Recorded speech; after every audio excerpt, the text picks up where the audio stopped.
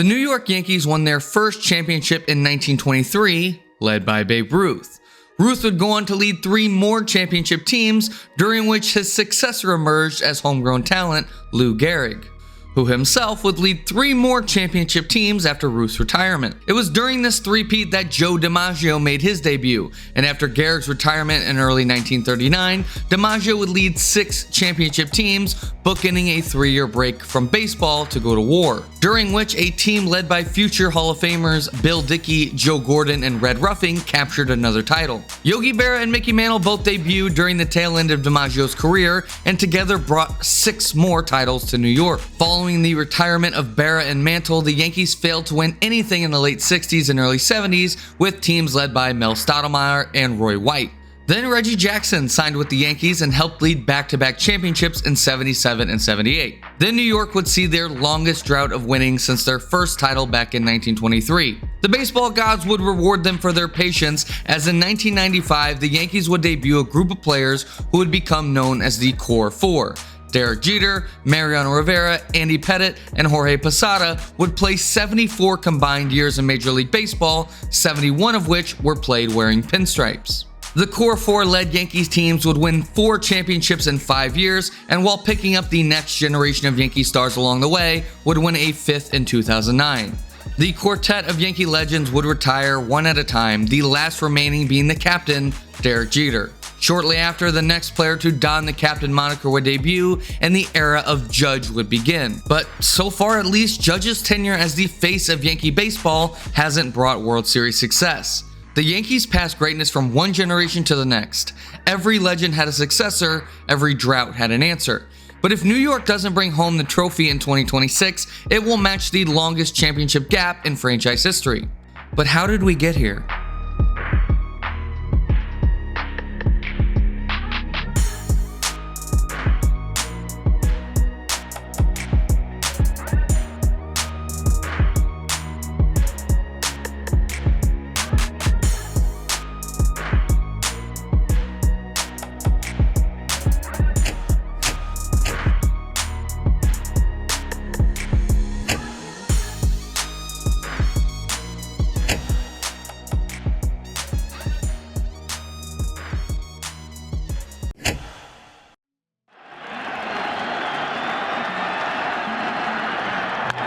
To the second baseman, Cano. The Yankees are back on top. World champions for the 27th time. After beating the Phillies in Game 6 to win the 2009 World Series, the Yankees had expectations to repeat in 2010. The Yankees would have pretty much the same roster in 2010, with the only major losses being Hideki Matsui and Johnny Damon, both of whom, despite playing well in the World Series, were beyond their most productive years. Their departure was also necessary to make room for the arrival of all-star trade acquisition Curtis Granderson and to give full-time at-bats to Brett Gardner. The offense would repeat as the #1 run-scoring team in baseball, and by a pretty wide margin. The concern for the 2010 Yankees going into the playoffs was the pitching staff. Aside from the sure thing and CC Sabathia at the top of the rotation, the starting rotation was full of question marks. Andy Pettitte was 38 years old and, while still productive, had made just 3 starts since getting hurt in late July. The third spot in the playoff rotation would go to 24-year-old Phil Hughes, who was solid in his first full season in the rotation, but would be starting his first career playoff game. These 3 alone would prove to be enough for the division series, as the Yankees swept the Twins while scoring over 5 runs a game. Hughes would throw 7 scoreless innings in Game 3, and in all 3 ALDS games, the Yankees were able to get the game to their actual most reliable arm, Mariano Rivera. In the ALCS, however, the Yankees would need a 4th man in the rotation, being unwilling to throw a banged-up Pettitte or an inexperienced Hughes on short rest. That spot, almost begrudgingly, would go to veteran AJ Burnett. Burnett had just come off his worst season as a big leaguer. GM Brian Cashman hoped, or at least projected the idea of hope, that the veteran Burnett would be a different pitcher now that it was the postseason. Despite the Yankees' opponent in the ALCS, the Texas Rangers, having a worse record than the Twins, Texas was the much more feared adversary for 2 reasons. Number 1 was their ace pitcher, Cliff Lee. From the moment New York knew they would be playing the Rangers in the championship series, fans and management rejoiced knowing they wouldn't have to see Lee until Game 3, with him forced to pitch Game 5 in the division series. Lee had been dominant against New York in the 2009 World Series, Both losses in the series had come to Lee, who in Game 1 threw a complete game with 10 strikeouts. Brian Cashman revered Lee so much that he nearly acquired him during the 2010 season. The deal fell apart at the last second and the Rangers swooped in and snatched Lee away. The second reason was the soon-to-be American League MVP, Josh Hamilton. Hamilton had led the AL in batting average and OPS while hitting 32 home runs and driving in 100 RBIs. With Lee unavailable, CJ Wilson would oppose Sabathia in Game 1. In his first at-bat of the series, Josh Hamilton took Sabathia deep for a 3-run home run. A few innings later, Michael Young would drive in 2 runs with a double, and Sabathia would leave the game after just 4 innings and surrendering 5 runs. The other Ranger lefty cruised through the first 7 innings of the game, and the only damage was a solo home run from Robinson Cano. However, despite being near 100 pitches, Ranger manager Ron Washington sent Wilson back out for the 8th inning. Wilson would fail to retire either of the first 2 batters, and it wouldn't be until the 5th Ranger pitcher of the inning that the Rangers managed to get their first out. By then, the Ranger lead was gone and Texas was closed out by the Yankees' best 2 relievers. The Yankees' comeback was certainly a great win, but it was hard not to feel uneasy going forward in the series. After all, the Yankees' sure thing just got bashed around. How would the Yankees' question marks fare? It would be Hughes to start Game 2 to give Andy Pettitte some extra rest, and the Rangers wasted no time lighting Hughes up for 10 hits and 7 runs in 4 innings to win Game 2. That meant an even series headed back to New York, where the Yankees would have to face Cliff Lee in Game 3. The Yankees would send their own reliable veteran lefty to the bump, but another first-inning bomb from Josh Hamilton meant they would be playing from behind again. Pettitte would settle in, but the Yankee offense would not be there to bail the team out this time. Not against Lee. No, against Lee, New York's top 6 in the order would go 0 for 20 with 10 strikeouts. In total, Lee struck out 13 hitters in 8 scoreless innings and would have gone a 9th if the Rangers hadn't blown the game open. In 3 postseason starts against New York, Lee had now thrown 24 innings with 26 strikeouts and had an ERA of 1.73. With the danger of going down 3-1, the Yankees' hopes landed onto AJ Burnett to fulfill the prophecy laid upon him by Brian Cashman. Burnett would make it through the first 5 innings, and besides the Rangers scraping together a pair of runs in the 3rd, was doing well enough. He was 1 out away from getting through 6 innings with the lead and a quality start. With first base open, the Yankees would intentionally walk David Murphy to face Benji Molina. And this ball is driven along the line and left. It's deep by the pole, and that ball is gone. And in 1 pitch, all of Burnett's good work was down the drain. For good measure, Josh Hamilton would hit 2 more home runs in the final third of the game to secure a 10-3 victory in Game 4. Despite giving up 11 hits, Sabathia was able to keep runs off the board in Game 5 well enough for New York to win, but it was delaying the inevitable. Even if the Yankees could win Game 6 as the series headed back to Arlington, they knew what was waiting in Game 7. Josh Hamilton would single in the first inning of Game 6, and in one last-ditch effort, Joe Girardi would intentionally walk Hamilton every time he came to bat for the rest of the game, opting instead to force Vladimir Guerrero and Nelson Cruz to beat them. 1 run, and that's it high and deep. Left center field. Granderson going back. He's on the track. He's at the wall. That ball is history. Which didn't work out so well. When back in 2000, the Rangers extended Alex Rodriguez for, at the time, a record $252 million, Rodriguez promised to be the man to send the Rangers to their first World Series. 10 years later, Rodriguez fulfilled that promise, watching strike 3 to end the series. It's easy to point to the starting pitching to blame for the loss of the 2010 ALCS, but it wasn't nearly the only thing. Many of the Yankees' main contributors failed to contribute much of anything in the series. Most excruciatingly was Mark Teixeira, who got hurt in Game 1, forcing Lance Berkman to have to play first base, but prior to getting hurt had contributed literally nothing, going 0 for 14 at the plate. If the Yankees wanted to return to the World Series, changes needed to be made. In 2010, the Yankees had one of the oldest rosters in baseball, and the Rangers had one of the youngest. While Jeter and A-Rod still may have productive years ahead, they could no longer be the face of the team. It was time for a new era in New York baseball, and the man to lead that era was Robinson Cano. Cano was easily the best hitter in both the regular season and especially during the ALCS in 2010. Even opposing players could see Cano was the heart of the current team.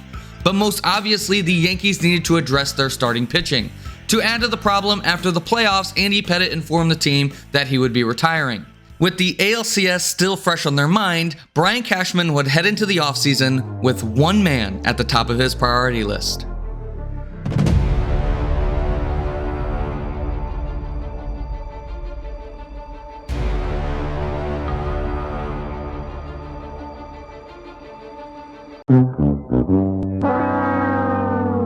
Despite a reportedly $30 million stronger offer, Cliff Lee decided to sign back with the Phillies over the Yankees. With little to nothing left on the pitching market, the Yankees added Freddie Garcia and Bartolo Colon at an average age of 36 years old. After it was announced that Phil Hughes would miss the majority of the season after being injured in April, the Yankees' rotation looked like this: CC Sabathia, AJ Burnett, 24-year-old rookie Ivan Nova, Freddie Garcia, and Bartolo Colon. Somehow the Yankees managed to get older, going from one of the oldest teams to the oldest team in baseball. The average age of the starting rotation was 32 years old, with Ivan Nova doing some very heavy lifting to pull that average down. The pitching staff was marginally improved from 2010. Garcia and Colon, while not spectacular, were worth far more than their contracts. Ivan Nova was top 5 in the Rookie of the Year vote, and the Yankees had the best back two in the bullpen in baseball. The Yankees' offense was still elite, and New York would win 97 games to play the Tigers in the division series. Aces CC Sabathia and Justin Verlander would face off in Game 1, with both giving up first-inning runs. After Sabathia threw a scoreless second in pouring rain, the game was suspended to be picked up the next night. When the game resumed, it was rookie Ivan Nova who picked up where Sabathia left off. Nova would throw 6 1/3 innings, allowing just 2 runs. The offense was supplied by Robinson Cano, who drove in 6 runs, including a 6th-inning grand slam. In Game 2, the depth of New York's rotation would immediately be tested as Freddie Garcia was sent out to duel the other Tiger ace, Max Scherzer. Going into the bottom of the 6th inning, Garcia had given up 4 runs, while Max Scherzer had yet to give up a hit. Cano would break up the no-hitter, but the Tigers' bullpen was able to close out the Yankees to win Game 2. Sabathia and Verlander would meet again in Game 3, with each giving up 4 runs. Delman Young would untie the game in the 7th, hitting a home run off of Yankee reliever Rafael Soriano. Verlander was able to get through the 8th and sent the game to the 2011 reliever of the year, Jose Valverde. After 2 outs and 2 walks, Derek Jeter would bat with the tying run in scoring position and strike out to end the game. One loss away from the end of the season, AJ Burnett was able to outpitch Rick Porcello and send the game to New York for a winner-take-all Game 5. Yankees starter Ivan Nova called it the most important game of his life. Though Nova was named the starting pitcher, Joe Girardi didn't intend on giving him a long leash. Both CC Sabathia and Mariano Rivera were ready to throw multiple innings each if needed to send the Yankees back to the ALCS. What Girardi needed from Nova was to get the Yankees through the first few innings. And Nova had not allowed a single first-inning home run all season long. Leland says he likes him in there for this. His bat, especially at Yankee Stadium, and Don Kelly answers the call from his manager. 1-0 Tigers. Ballpark. Pays off right away as Delman Young on the first pitch. A high fly ball deep left, and there it goes. Nova would only pitch 2 innings, and the Tigers would tack on a 3rd run against CC Sabathia in the 5th. Robinson Cano would hit a solo home run to cut the lead to 2, but the Yankees' real chance would come in the 7th. With a runner on first and 1 out, the Tigers would bring in Joaquin Benoit to face the heart of the Yankees' order. Curtis Granderson and Robinson Cano then got back-to-back hits, and the Yankees would send Alex Rodriguez to the plate with the bases loaded. And a swing and a miss. Benoit strikes him out. After walking to Scherer to bring in a run, Benoit would strike out Nick Swisher to escape the inning. Benoit and Valverde were able to get the next 6 outs, and for the 2nd straight year, A-Rod would strike out to end the Yankees season. Robinson Cano would be one of the last men in the Yankee dugout as he watched the Tigers celebrate. For the 2nd consecutive year, Cano had been the best Yankee hitter in the postseason and was let down by his veteran teammates. The one teammate who didn't let him down was Jorge Posada, who would soon announce his retirement. The writing had been on the wall all year for Posada, whose 2011 began with the news that he would not be allowed to even compete for a catching job and was forced to DH. After struggling early in the season, Posada was moved to 9th in the order, which caused him to throw a fit in the clubhouse and bench himself. While both the team and fan base had forgiven him as the year went on, Posada's teammates could tell he was on his way out. The core 4 was down to 2. but not for very long, as in March of 2012, Andy Pettitte returned to spring training as a guest instructor. While there, he rediscovered the passion to pitch and officially unretired to pitch in 2012. Along with 40-year-old Pettitte, the other major offseason additions included former Dodger Hiroki Kuroda and Raul Ibanez. Add in trading for Ichiro mid-season, and the Yankees' 3 major additions had an average age of 38 years old. Left off the postseason roster was Mariano Rivera due to injury and Ivan Nova due to sophomore struggles. The Yanks would face the Orioles in the ALDS, and after splitting the first 2 games in Baltimore, Hiroki Kuroda was on the mound for Game 3. Kuroda would throw 8 1/3 innings of 2-run ball, and the Yankees would head into the 9th, trailing 2-1, facing Oriole closer Jim Johnson. Game 2 had ended with Johnson striking out A-Rod, who was having a terrible series so far. In Game 3, Rodriguez was 0 for 3 with 2 strikeouts, and Joe Girardi decided he didn't want to see him face Jim Johnson again. With the game on the line, Girardi was going to pinch hit for the highest paid man in baseball, which the Yankees won in extra innings. And that ball is driven to right, and we are tied. A few innings later, Ibanez would win the game with another homer in the 12th, and the Yankees would take a 2-1 lead in the series. The next night in Game 4, Rodriguez would bat in a tie game with a chance for redemption. And Rodriguez waves at strike 3. The Orioles would break the tie in the 13th inning, and Rodriguez was due out for the last out of the game. Girardi would send Eric Chavez up instead, who would line out to send the series to Game 5. A-Rod was 2 for 16 with 9 strikeouts, and Joe Girardi decided enough was enough, benching Rodriguez altogether for what could be the Yankees' last game of the season. With A-Rod on the bench, attention would turn to CC Sabathia on the mound for Game 5. CC would cruise through the first 7 innings scoreless. On the other side, RBIs from Ichiro and Curtis Granderson gave the Yankees a 3-run lead heading into the 8th. With 1 out, the O's had bases loaded and already a run in. Without Mariano Rivera in his bullpen, Girardi opted to stick with his ace to try to get out of the jam. I thought he was going to sit on it. And McLeod goes down swinging for the second out here in the 8th. To short. Jeter will have to hurry. Sabathia would close out the game in the 9th, and the Yankees were headed back to the ALCS. A-Rod would be back in the lineup for Game 1 against the Tigers and would immediately bat with the bases loaded in the 1st, grounding into a fielder's choice. In the 6th, he'd come up with 2nd and 3rd and strike out. The Yankees would trail 4-0 in the 9th inning, where Ichiro would hit his first and only career playoff home run. Then Raul Ibanez would bat, representing the tying run. Strike 1 pitch, swinging a high fly ball, right field deep. Going back, Garcia at the fence, it's gone! The Tigers would end up taking Game 1, and in the process, Derek Jeter would fracture his ankle, knocking him out for the rest of the postseason. With Jeter injured and A-Rod on the bench for Game 3 and 4, the Yankees would score just 2 runs in the next 3 games and be swept by the Tigers. Although the spotlight was on the struggles of Rodriguez, he somehow wasn't the worst Yankee hitter in the playoffs. No, that honor would go to Robinson Cano, who went 3 for 40 during the postseason, including a stretch of 29 straight at-bats without a hit. In terms of additions, the pre-2013 offseason was uneventful. In terms of injuries, 2013 was unprecedented. The following Yankees would miss 100 games or more during the 2013 season: Derek Jeter, Alex Rodriguez, Curtis Granderson, Mark Teixeira, and new signee Kevin Youkilis. The opening day lineup in 2013 may be one of the weirdest in Yankee history. Due to both the health and performance of the pitching staff, the Yankees still managed to win 85 games, but missed the playoffs for just the 2nd time this century. On his retirement tour, Rivera saved 44 games and made his final All-Star appearance at the age of 43. Pettitte would retire as well, leaving Jeter as the lone member left of the core 4.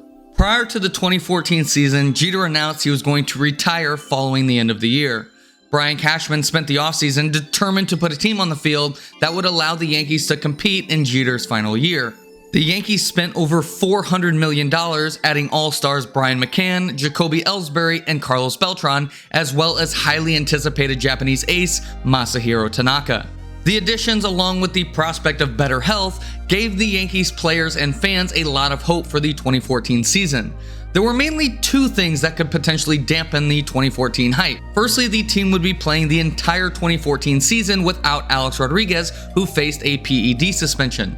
The second was the departure of Robinson Cano. When Cano finally decided to sign with Seattle, there was a sense of shock throughout Major League Baseball. Still, without Cano or A-Rod, the Yankees were able to put up a lineup of 7 former All-Stars out for opening day. Unfortunately, the best offense in the league that Mark Teixeira envisioned before the season didn't quite materialize. In fact, the Yankees had the 19th best offense in the league, with no starter putting up an OPS over 750. While the offense was ravaged by injuries in 2013, it was the pitching's turn in 2014. Sabathia and Ivan Nova were both knocked out for the season early on, and Masahiro Tanaka's potential Rookie of the Year campaign was cut short. In Derek Jeter's final season, the Yankees missed the playoffs in back-to-back years for the first time since he had debuted. With the core four gone, the Yankees would play a total of 1 playoff game between 2015 and 2016, being shut out by the Astros in the 2015 wildcard game. Going into 2017, only 3 players remained from the 2009 World Series team: CC Sabathia, David Robertson, and Brett Gardner. Over the past 5 seasons, the Yankees' identity was one of the oldest teams in baseball, clinging onto aging stars trying to find one last ounce of glory. The 2017 Yankees would usher in a new era of Yankee baseball with a core of young and homegrown talent. Literally standing above them all was New York's next superstar.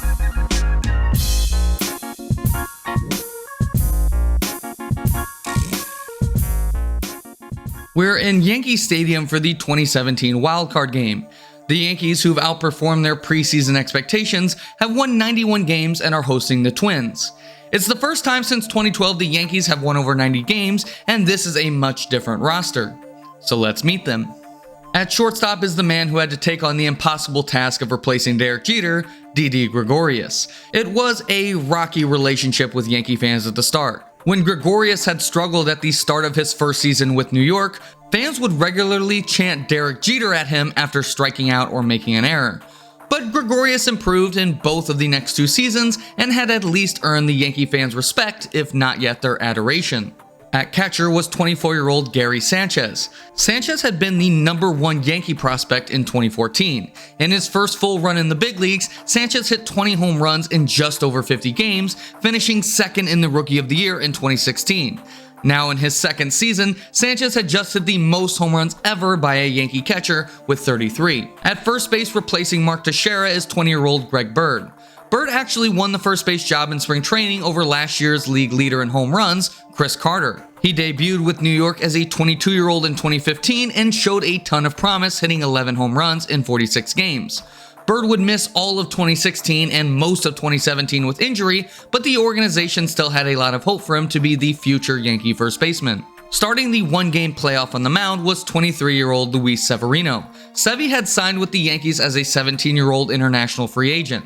After pitching partially in the big leagues in both 2015 and 2016, he had earned a full-time starter's role in 2017. He'd finished 3rd in the Cy Young vote, throwing 193 innings with a sub-3 ERA and 230 strikeouts. And finally in right field is 25-year-old Aaron Judge. The man who stands in right field tonight is already a superstar. Tonight, just like every night in Yankee Stadium, he has his own cheering section in right field. But just a few months ago, his path had not been so clear. Judge had never been the Yankees' #1 prospect, and entering 2017, he was #4 and not even a top 2 outfielder. While always impossible not to notice due to his 6'7", 282-pound frame, Judge had major questions about his ability to hit big league pitching. He had gotten a brief first chance in 2016, where he hit 179 and struck out in 50% of his at-bats. Going into spring training, it was unclear and maybe even unlikely that Judge would make the opening day roster, forced to battle with trade acquisition Aaron Hicks, who the Yankees seemed to like a lot. Judge would ultimately win the job in spring training and go on to bash homers like no rookie ever had. With his record-setting 52 home runs, Judge would unanimously win the Rookie of the Year and finish the runner-up in the MVP vote. The rest of the Yankees lineup included the second longest tenured Yankee Brett Gardner in left, Aaron Hicks in center, who had earned the job after beginning the year on the bench. Hicks took the job from Jacoby Ellsbury, who's the DH tonight, and trade acquisitions from the past few seasons, Todd Frazier at third and Starlin Castro at second. It's winner take all in the one-game wild card, and hey, look who's in the broadcast booth. It's Yankee playoff hero Aaron Boone. I wonder what his future plans are. The game begins about as nightmarish as you could imagine, with Severino giving up home runs to both Brian Dozier and Eddie Rosario and getting knocked out of the game in the first inning. After Chad Green escaped the first, Brett Gardner and Aaron Judge both reached base, setting up Didi Gregorius to bat as the tying run. And the pitch rocked to right field. Tie game. By the bottom of the third, it was 4-4 before Greg Bird broke the tie, and then it was Judge who supplied the kill shot. This playoff run felt different than those of the past decade. Instead of remnants of a dynasty trying to fight for one last piece of glory, the 2017 Yankees were young and exuberant and playing without expectations, or at least as little expectations as a Yankee team can have. New York would advance to play the 102-win Cleveland Indians, who had one of the best pitching staffs in recent memory. Trevor Bauer would draw the Game 1 start, and with the help of the two-headed bullpen monster, Andrew Miller and Cody Allen, would shut out the Yankees in Game 1. The Yankees' big deadline acquisition, Sonny Gray, was knocked out in just 4 innings, and Aaron Judge struck out 3 times in the loss. In Game 2, Sabathia would have to duel the 2017 Cy Young, Corey Kluber. Gary Sanchez would greet Kluber with a 2-run home run, but Sabathia would give up the lead in the second, continuing the trend of poor Yankee starting pitching. Starlin Castro tied the game with an RBI single before Aaron Hicks would break the game open with a 3-run home run. Hicks well hit to right. Bruce can only watch, and that one's gone! A few innings later, Greg Bird would put the nail in the coffin, taking Mike Clevenger deep to give the Yankees an 8-3 lead. New York's bullpen had been great in Game 1, and CeCe was able to get through 5 with the lead. There's a little trouble in the 6th, but I'm sure nothing Chad Green can't handle. Green has been one of the best relievers in baseball this year. Everything will be fine.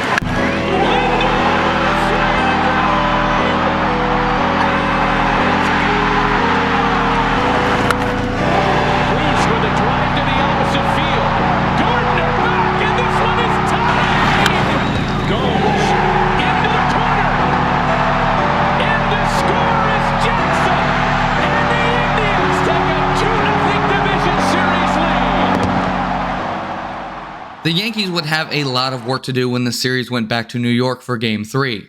Cleveland would send their third ace Carlos Carrasco to the mound, while New York would send Masahiro Tanaka. Tanaka wasn't quite himself in 2017. It was his worst season as a professional, where he struggled in particular was keeping the ball in the ballpark. For the Yankees season to continue, they need the best version of him. Masahiro Tanaka on the mound for the Yankees.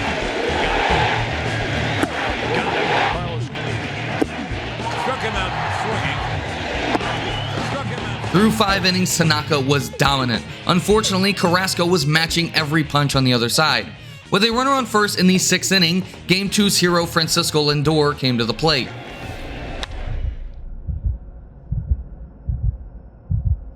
Back at the wall, reaches up and makes the catch. He took it back. After Carrasco got the first 2 outs in the bottom of the 6th, the Yankees managed to load the bases, giving them their best scoring opportunity so far in the game. In response, Terry Francona would go to his bullpen and call on Andrew Miller. Miller is not just the best reliever in the Cleveland bullpen, he may just be the best reliever in baseball. Here he'll face Starlin Castro. Normally it is a pitcher's worst nightmare to pitch with the bases loaded, but Miller seems to thrive in it. This season hitters are 1 for 15 with 10 strikeouts against Miller with the bases loaded. And Castro was not going to be the exception, popping out to end the inning. Miller would come back out for the 7th inning, where he'd face Greg Bird. Swing and a drive to right. And that one's gone. With a 1-run lead in hand, the Yankees would turn the game to their new closer. For nearly 2 decades, Mariano Rivera dominated baseball with his cutter, which is arguably one of the best pitches in baseball history. To even come close to replacing him, they'd need to find a pitcher with a pitch that could be considered even in the same realm as Rivera's cutter. Yeah, that'll work. Meet Aroldis Chapman, who has an argument to have the best fastball in baseball history. The previous season, the Yankees had traded Chapman to the Cubs, where he'd be dominant and help them bring home a World Series championship. He'd signed back with the Yankees in the offseason and was looking for a chance to get back to the World Series. Chapman will get the final 4 outs to close out the first of 3 straight wins they'd need to advance. In Game 4, they'd rematch with Bauer and knock him out the game in the 2nd inning. Severino would strike out 9, and Tommy Kahnle would close the door to send the series to Game 5. Waiting for them in Game 5 was a chance for Corey Kluber to get his revenge. Very few could get to Corey Kluber once, but nobody got to Corey Kluber twice. Gregorius with a drive to right field and gone! Okay, Didi may have gotten to him in the first, but nobody can take Corey Kluber deep twice. Gregorius again! Oh, come on! With Didi taking care of the offense, New York needed CeCe to turn back the clock. Cleveland was able to knock CeCe out in the 5th, but he had done his job. The game would be turned over to the bullpen. David Robertson would get out of the 5th and then throw 2 more scoreless innings to get the game to Chapman. Thanks to the final of the 3 men left from 2009, Chapman would have a bit of extra insurance, but he wouldn't need it. The Yankees would be heading back to the ALCS. The Yankees would face the American League's other 100-win team, the Houston Astros. After topping MLB's best pitching staff in the ALDS, they'd now face baseball's best offense.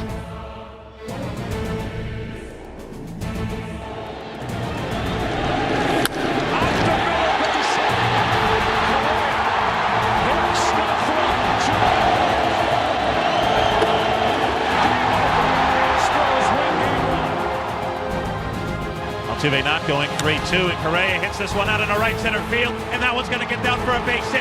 And Altuve around third and coming home. Here's a throw to the plate by Gregorius. It's dropped by Sanchez. Altuve scores, and the Astros. 2-2 pitch. Driven in the air to left. This ball is gone. Aaron Judge opens it up at 8-0. Here goes Gregorius. Yankees lead. Into the gap, and 2 runs are going to score. Judge, Gregorius, Sanchez delivers.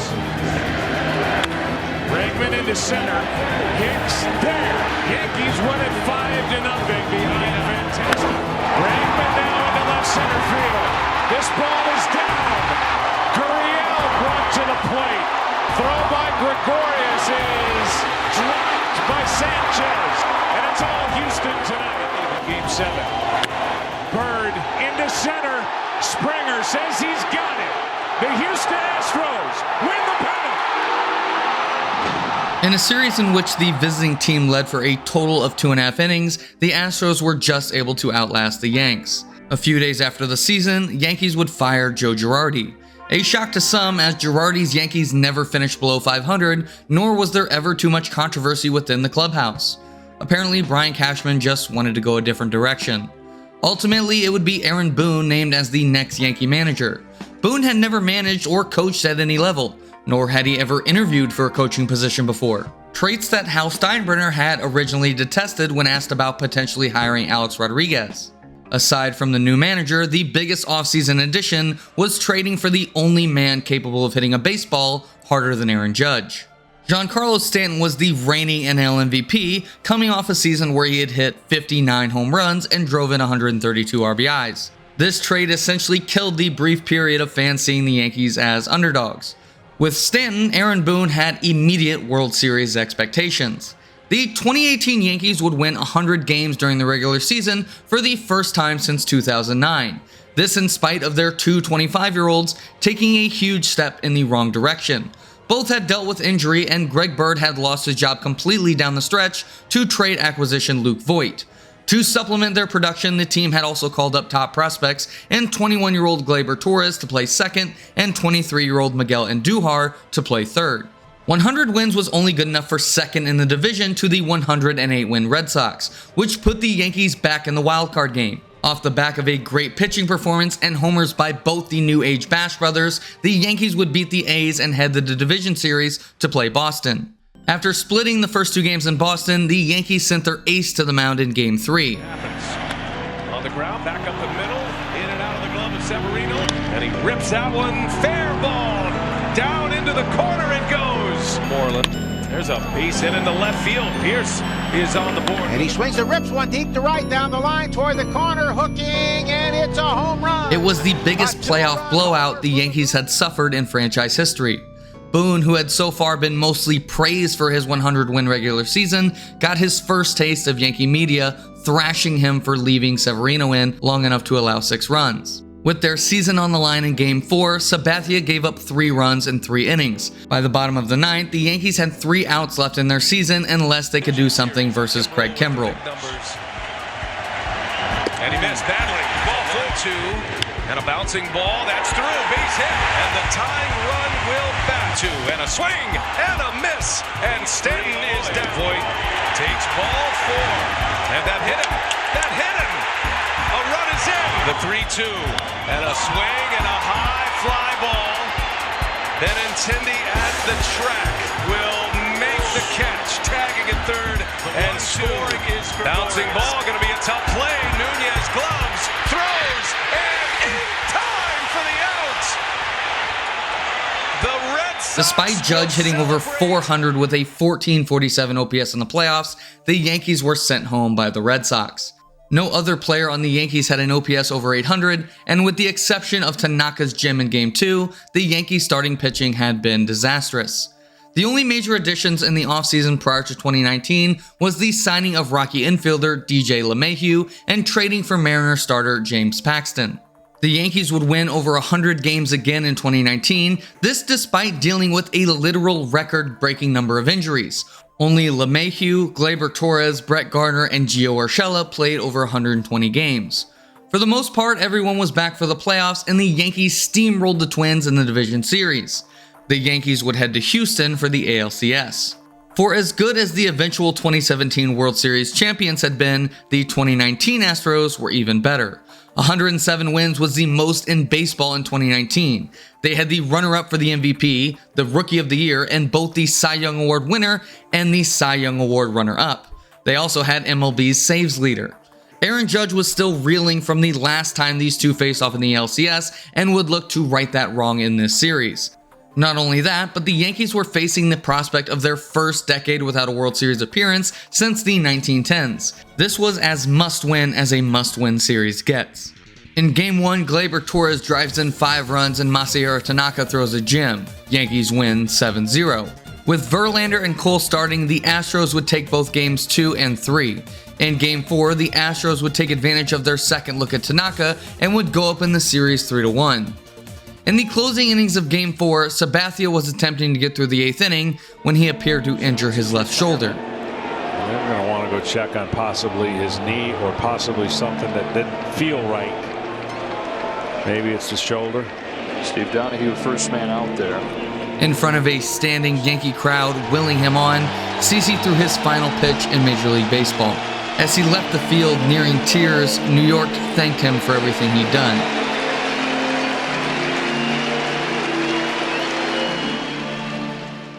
The Yankees would go on to lose the game, but the series wasn't over. The Yanks weren't dead yet. New York would get a second look at Justin Verlander in Game 5, and this time refused to let him settle in. LeMahieu and Aaron Hicks both homered to give the Yankees a 4-1 lead. In honor of CeCe, fellow lefty James Paxton dominated through 5 2/3. At 111 pitches, Aaron Boone emerged from the dugout before both Paxton and the Yankee faithful urged Boone to keep Paxton in. And he will.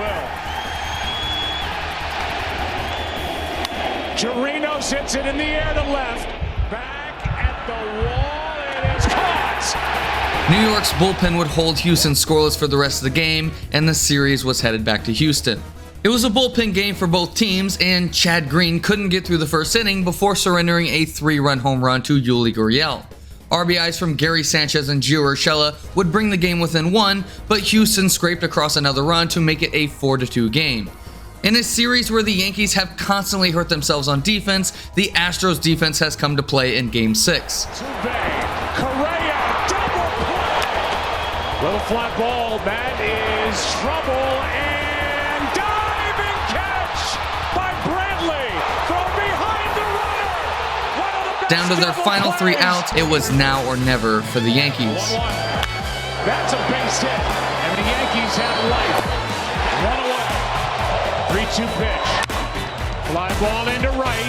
Back at the wall. This ball is gone for home run. Judge and Gleyber would make back-to-back outs, but the Yankees were back in the game, and Aroldis Chapman hasn't allowed a run all postseason.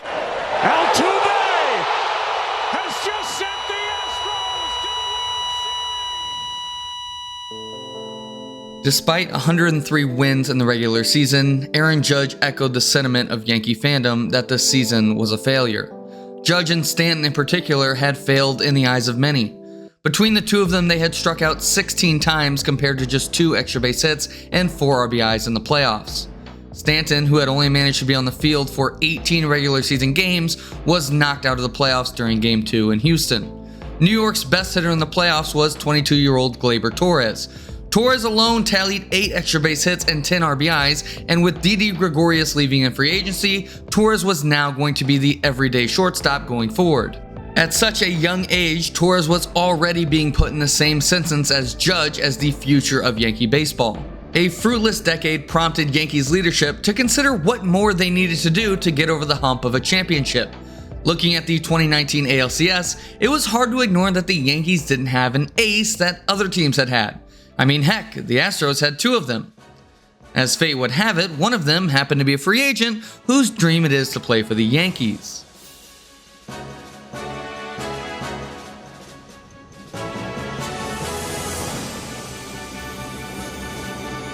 With their new ace and budding young superstars, the Yankees were pretty clearly one of the favorites to win the World Series heading into the 2020 season.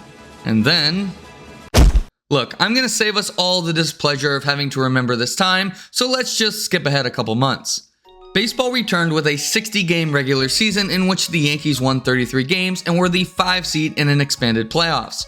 Despite Judge and Stanton both missing over half the games, DJ LeMahieu led baseball in batting average and OPS, and Luke Voit led baseball with 22 home runs. Garrett Cole was fantastic in his first season in pinstripes, and in his first Yankee playoff game, struck out 13 Cleveland hitters en route to a win. The Yankees would complete the Wild Card Series sweep in a shootout and would advance to face Tampa Bay in the Division Series. After splitting the first 4 games, the Yankees had a winner-take-all Game 5 in front of them. The Yankees would be sending their new ace to the mound, looking for a return to the ALCS for the 3rd time in 4 seasons. Cole was dealing through 3 innings, but was being matched by the Rays' Tyler Glasnow. In the 4th, Glasnow was done, and despite struggling so far in the series, Judge gave the Yankees a lead with a solo home run. Austin Meadows almost immediately got it back. In the 7th inning, Aaron Boone would go to Aroldis Chapman, feeling the pressure of his season on the line. 1-2 pitch. And that's in there. A called strike 3 right. After getting out of the 7th, Chapman continued working in the 8th when Mike Brasso would take him deep for what would be the only postseason home run of his career. This game was played in Petco Park in San Diego, hundreds of miles from Yankee Stadium. This game was played without fans in the stands, and yet somehow you could feel the life completely sucked out of the stadium. You didn't have to watch the 9th inning to know what was going to happen. For the 2nd consecutive year, Chapman allowed the home run that ended the Yankees season. For the 2nd consecutive year, Judge struggled in the deciding series, although it was worse this year. Both Boone and Judge believed that this team had enough talent to be World Series champions, and the front office must have agreed because they didn't do much of anything in the offseason. The Yankees let Tanaka and J. Happ walk in free agency, and aside from 35-year-old Corey Kluber, the Yankees were going to fill their rotation holes from within rather than free agency. During the 2021 season, the Yankees made trades for Anthony Rizzo and Joey Gallo, but just barely snuck into the playoffs. Yankee ace Garrett Cole would get the ball in the 1-game wild card, but the Red Sox would knock him out in 2 innings and knock the Yankees out of the playoffs. It would also be the end of Brett Gardner's career with the Yankees, although not of his own volition. With Gardner's departure, the Yankees no longer had a single roster member left who had played in the World Series while wearing a Yankee uniform. It was a new era, made official by Aaron Judge being named Yankee captain, the first since Derek Jeter.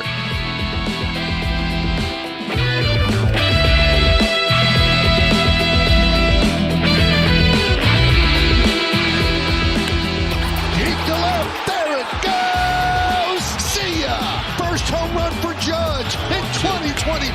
Drew deep to left field. There it goes. See ya. Up for grabs. There's his walk-off home run. Judge Judge hammers that. High, deep, and grand with home run number 30. High drive, left center, Drought back, walking up, see ya, number 50. High fly ball, deep left. There it goes, soaring into history. He has done it, 62. In the season prior to officially being named captain, Aaron Judge broke the American League home run record, hitting 62 home runs. It would be Judge's first MVP, and the Yankees would win 99 games to win the AL East. They would host the Cleveland Guardians in the ALDS. Since it's been a few years, let's take a look at the Yankees playoff lineup. Of course, Aaron Judge is in right and Giancarlo Stanton is the DH. After a few years at short, Gleyber is back at second, where his defense is a lot easier to tolerate. Speaking of defense, the Yankees have added renowned defenders at the most key positions on the field, with Harrison Bader in center, Isaiah Kiner-Falefa at short, and Jose Trevino at catcher. New York had moved on from Gary Sanchez after 4 straight seasons hitting below .235. After trading for Anthony Rizzo last year, they extended him to be their first baseman and brought in Josh Donaldson to play third. Rounding out the lineup is 23-year-old left fielder Oswaldo Cabrera. The Yankees' playoff rotation is headed by Gerrit Cole. Luis Severino, after dealing with injuries for the past 3 seasons, is back for the playoffs. Nestor Cortes has emerged as a star, receiving Cy Young votes in his first full season in the rotation. And finally, Jameson Taillon rounds out the rotation. Gerrit Cole dominated Game 1, but the Guardians evened the series in Game 2, with Aaron Judge striking out 4 times. In fact, after striking out in his first at-bat of Game 3, Judge was now 0 for 9 with 8 strikeouts in the series. Judge would homer in his next at-bat, and the Yankees would go on to have a 5-3 lead entering the 9th. Pitching the 9th would be none other than Yankees left-handed reliever Wandy Peralta. Not only would Chapman not be pitching in the 9th, he wasn't included on the playoffs roster at all. Chapman had dealt with injuries and poor performance all season, and after missing a mandatory team workout, was just told to stay home. After 2 runners had reached base, Peralta was replaced by 26-year-old rookie Clark Schmidt, who a few batters later would lose the game to an Oscar Gonzalez single. The Yankees found themselves on the brink of elimination once again against Cleveland in the playoffs. They'd send Cole in Game 4 and he'd pitch 7 innings of 2-run ball, and this time the bullpen was able to hold the lead. The series would be back in New York for Game 5, with Nestor Cortes going against Aaron Civale. After Judge struck out for his 10th time in the series, Stanton would give the Yankees the lead in the first. Judge would homer in his second at-bat, and attention turned to Nestor Cortes. Cortes got through 5 innings, surrendering just 1 run. Yankees relievers Jonathan Loaisiga and Clay Holmes got the game to Wandy Peralta in the 9th, who'd close out the game and send the Yankees to the ALCS, where who else would be waiting for them? Since the last time these two had faced off in the playoffs, the now infamous sign-stealing scandal had been exposed, and the Astros became the most hated team in baseball, and in no city were they hated more than New York. Anti-Altuve chants would regularly break out in Yankee Stadium, even when the Astros aren't in town. When this series gets to New York, every Astros hitter will be rained with boos, especially Altuve. The Astros had a beef of their own with New York after they had snatched away their other ace pitcher a few years ago. Verlander was still here though, and would throw an 11 strikeout gem en route to a Houston Game 1 win. Framber Valdez would outduel Severino in Game 2, and the series was headed to New York with the Yankees winless. In Game 3, the Astros would get to face Gerrit Cole for their first time in the playoffs. McCormick goes down the right field line. That ball's hit well. It is up. Cole would allow 3 runs in 5 innings, although with a little help from Yankee defense, but once again the Yankees were held helpless against Astro pitching. Being 1 loss away from the end of their season, the Yankees came out swinging in Game 4. Astro rookie Jeremy Pena would tie the game, and by the bottom of the 7th, it was 5-4 Yankees. With a runner on first, Loaisiga gets a ground ball double play. Oh, bad feed from Torres. You can't give a team this good extra chances. Alvarez and Bregman would take advantage and give Houston the lead. Similarly to the game in San Diego a few years ago, you could feel the energy leave the building, and it just felt like this was the moment the series was over. Judge would make the final out, and for the 3rd time, Judge would lose to the Astros in the ALCS. At risk of sounding like a broken record, it was yet another story of a great Yankee regular season offense being stifled in the playoffs. Only 2 players had an OPS over 700 in the playoffs, Anthony Rizzo and postseason home run leader Harrison Bader. Here's the list of Yankees with over 20 plate appearances and a batting average below 200. While we know now that Aaron Judge would re-sign and soon be named the franchise 16th captain, there were doubts that this could have been his final at-bat in pinstripes. Judge, of course, did sign a monster contract to stay, but in his first season as Yankee captain, New York would miss the playoffs. In 2023, the Yankees again dealt with more than their fair share of injuries, including Judge. Despite playing only 106 games, Judge hit 37 home runs and posted an OPS over 1,000. The only Yankees to play over 120 games were Gleyber Torres, DJ LeMahieu, and rookie shortstop Anthony Volpe. Volpe was the latest attempt to replace Derek Jeter, but had easily the most hype before playing a game. Volpe was maybe slightly disappointing considering the hype, at least offensively, but still finished top 10 in the Rookie of the Year and won a Gold Glove. With the exception of signing Garrett Cole, it had been a while since the Yankees had really made an impact move during the offseason. For years now, Aaron Boone and Brian Cashman have said this team had the talent to win the World Series, but just hadn't gotten it done yet. Most off-seasons had been headlined by depth signings and locking up players already in pinstripes, but in 2023, the Yankees had their worst win percentage since 1995, the last time they finished below 500. Despite the injuries, it was clear the Yankees needed a splash addition to get back to October in 2024.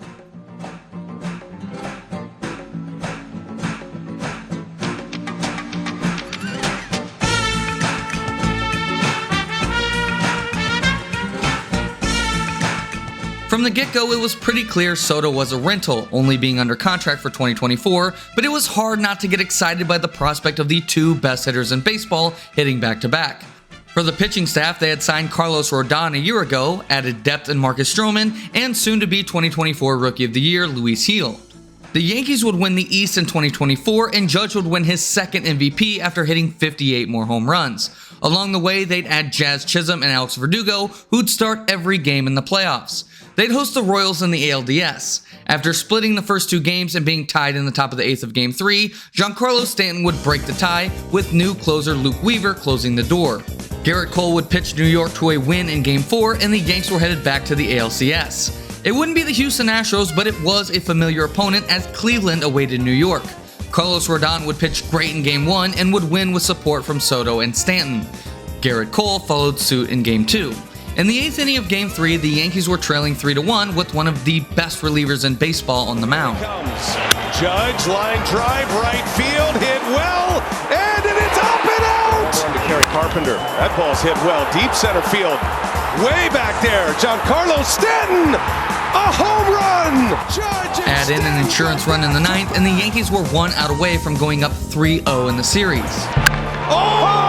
Oh my goodness! Big Christmas has tied it! Fly, deep drive, left field, Fry's watching, it is a walk-off home run! After a bit of a hiccup in Game 3, Soto put the Yankees on top in the first inning of Game 4, and Stanton would make it 6-2. As the game continued, the Guardians chipped away at the Yankees' lead. With 2 on in the 7th, Noel returned to the plate with the chance to give Cleveland the lead. Noel, left field, that is hooking. It is deep. It is going to be caught at the wall. Mark Leiter Jr. would get through the inning and would get this ground ball to escape the A's. Kicks it, trying to recover, does so, and it gets by Rizzo. The game This is felt like that tied. moment the Yankee fans were all too used to at this point. After blowing a 2-run lead in Game 3, they had blown a 4-run lead in Game 4 in the worst way possible.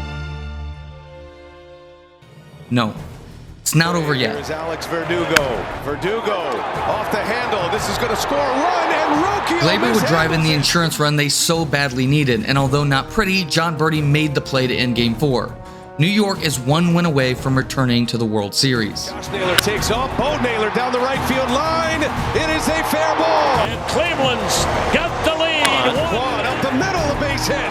And the Guardians have added to their lead. Now 2-0. And a high drive into left center field. Stanton is going to watch another one fly. The game is tied at 2. Got a steal. Soto, a high fly ball. Thomas backing up. Thomas at the track.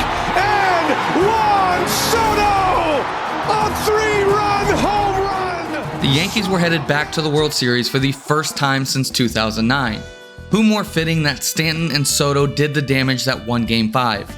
Stanton had 4 home runs in the series, and despite Soto being more than worthy as well, was named ALCS MVP.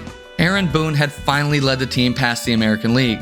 While he constantly faced criticism from fans, Boone was beloved by the players, and they wanted this as badly for him as they did for themselves. Waiting for them was the Los Angeles Dodgers. The Dodgers were the best team in baseball in 2024 and had just eliminated the other New York team in the NLCS. They were the only team in baseball with a hitting trio arguably even better than the Yankees and had used trade and free agency to add to what was already a dominant core. Jack Flaherty and Garrett Cole were going toe-to-toe in Game 1. A Will Smith sac fly gave the Dodgers a lead, but then Stanton came to bat in the 6th. Golfs one way back there, scraping the sky and giving the Yankees the lead. The score would stay 2-1 through the top of the 8th, where a costly miscue on defense led to the Dodgers tying the game. Runs it to center field. It's Judge to pull it in, but it's tied. Judge would bat in the 9th, Who comes home? It is a fastball, and it's popped up. but was not able to come through. After Volpe gave the Yankees the lead in the 10th, Nestor Cortez would face Shohei Ohtani with 2 on. Cortez is lifted to left field. Verdugo runs over and makes the grab. Who he retired with some help from Alex Verdugo. Now only Freddie Freeman stood between the Yankees and a Game 1 win. Freeman hits the ball right field. She is gone. Yoshinobu Yamamoto outpitched Carlos Rodon in Game 2, and Walker Buehler plus the Dodger defense would win Game 3. Just like that, the Yankees were down 3-0 in the World Series. Judge tried to rally the troops that a comeback was possible, but his struggles made him a difficult messenger. Still, the Yankees hadn't come all the way here just to lay down and die. Maybe they did just need one swing to jolt some energy back into the series. Kid, bases loaded, 2 out. Breaks the ball, deep left field. Volpe with redemption. Towards the leadoff batter. Fly ball deep right. That's going back. That ball is gone. Give it 4. Swung on a fly ball to center. Judge is there to make the catch. Volpe contributed 3 runs and 4 RBIs as the Yankees exploded for 11 runs in Game 4. Of course, you can't get your hopes up, but who's on the mound for Game 5 again? And maybe an even better question, Jack, I know he's struggling, but who do you think you're throwing this fastball to? Tonight, fastball driven the other way. Sleeping Giant has awoken. Good at bats last night. There's another. Giancarlo Stanton watches this ball left center field. Judge on the run. He's still going. He's at the wall and he's got it. Aaron Judge putting his stamp on Game 5. Of course, you can't get your hopes up, but is this series headed back to LA? His first time. With a heating up Judge, who settles under this ball, but then drops it as aboard. Will Smith and a ground ball left side. Volpe will go forward in the third. Another brace with 2 outs. Ground ball right side. Rizzo. Nobody at first. Incredible. Atrocious defense from the Yankees. Judge on the run. Dead straight now on the track, and it's over his head. Cracked in the air to deep center field. Judge retreats. He'll make the grab, but the Dodgers have come all the way back. Celebration. Start the party, Los Angeles. Your Dodgers have won the World Series. No, this series is not headed back to LA. This image may as well be burned into the eyes of Yankee fans. An image that Judge says will be with him until death's sweet release. Of course, it wasn't all Judge's fault, but it's hard to ignore the gaping hole between Judge's playoff stats and those of his trio mates. In fact, through 58 career playoff games, Judge was hitting just .205 and striking out nearly 40% of the time. Soto wasn't coming back for 2025. Garrett Cole wasn't coming back in 2025. The Yankees made additions to the roster and won 94 games again in the regular season. Judge hit 53 home runs and won the MVP again in the regular season. But without Cole, they just couldn't get anyone out and were crushed by the Blue Jays in the ALDS, despite Judge finally having a great postseason performance. The Dodgers would go on to win the World Series again in 2025, the first team to go back-to-back since the Yankees. As we head into the 2026 season, the Yankees face the real possibility of passing their longest World Series drought ever. The Yankees did nothing of note in the offseason, essentially running it back in 2026. I'm not a Yankees fan, but like a lot of baseball fans, I've always assumed they'd get one with Judge. But what if they don't? In most organizations, Judge would already be one of the greatest players in franchise history. But as Judge well knows, success in New York means raising that trophy.